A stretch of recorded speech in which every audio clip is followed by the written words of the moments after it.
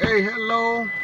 Here I am, sitting in my car, doing some weekend chores. As you all saw from my title, it says, the things that you should always print first.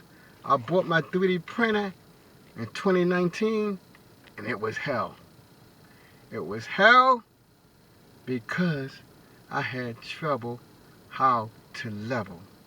But now I'm an expert at level. Whenever I go to my printer now, I have no trouble.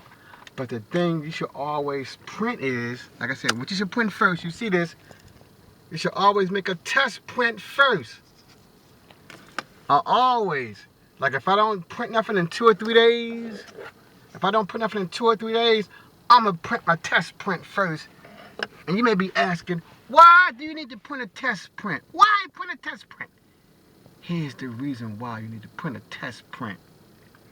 Whenever you want to print your major thing out, whether you printing out Iron Man, something that you made personally for yourself, you want to print out some jewelry that you made, whenever you want to print what you want, let me say it again, whenever you print what you want to print, it always mess up.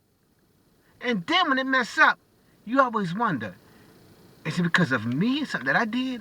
Or is the 3D printer doing something wrong? But here's the beauty there, people. When you go to one of those 3D printing websites, they got a bunch of things for your test print. They got the classic bolt, as I got right here, my little shit right here. I forgot what it's called because I've used it so much on my print. I just call it stress test. But the stress test, the bolt, is many more. Now, when you're doing a test print, I know some shapes that you should not print. Because when you do the stress test, if you can see this, it's really putting my printer through some activity. It's really a stress test for my printer. If you print a circle, a cube, a rectangle, a pentagon, it's not really putting your printer through a stress test. The bolt, yeah, that's doing a little bit, but this really tests out your printer.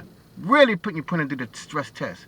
And then, and only then, when I print that test print out, my stress test, then I print what I want to print. And usually, 99% of the time, after I print out this stress test, whatever I want to print comes out. And see, and if my stress tests don't print, I don't get angry. See, as I was saying earlier, when you're trying to print out your Iron Man, your Thor, whatever you want to make yourself, your jewelry, when that don't come out, that leads to great aggravation. And you know I'm telling the truth. You want that thing to print out aggravation. If my stress test don't come out, I'm never aggravated. I just said I did something wrong, and this how I know something wrong. Because I know I have plenty other stress tests. You see right here? I have a bunch of them, but I just showed you 3. So I know my printer should print the stress test out. If it's not printing the stress test out wrong, right, then I know I must have leveled it wrong. And now, like I said, good people, I'm an expert. I have nearly, I better say, over 90% accuracy when I level something. I don't have to fight no more. You know, when you're new to 3D printer and you're trying to level something, you fighting for 3 hours fighting. But this how the stress tests work. Look at my finger, touch this lightly. When you leveling your printer, it gotta be like the slightest touch on that print bed. It gotta be the slightest touch. You can barely feel the test paper under that. And when I do use my stress test, I don't use just a regular printer paper. I use a higher grade first. I might use like 32 pounds.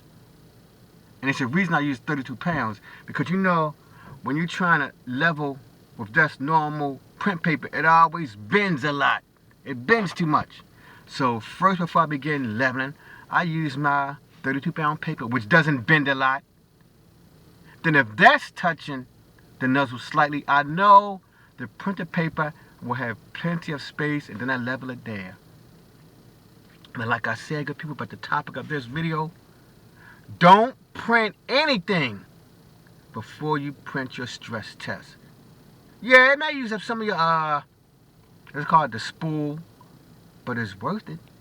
If I can print my stress test out, then I know if that's successful, if my stress test is successful, I know I will be able to print. So that's it for this little lesson, good people. For those who are new to the 3D printing world, don't be trying to print out your perfect product first. Your perfect Iron Man, your perfect Thor, your perfect Hulk. Whatever, don't print them out first.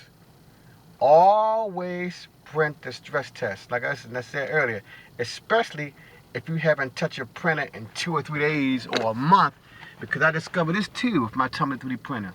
Yes, it may be printing perfectly today, but you know that spindle is lightly touching the print bed. So when it's sitting there for hours, you know it's slight vibrations on that table. The slight vibrations from whatever surface is on can throw it off. And that's why you always have to level the thing. So I hope y'all got some insight to new people, the beginners in 3D printing. Don't try to print your finished product out first. Go with the stress test. Every single time. Now, if you're printing the whole day, I might just make one stress test. Like I said, if you're printing like Monday, then you wait again and print it Thursday, go with the stress test first. I hope this helped you all out, good people. Happy 3D printing.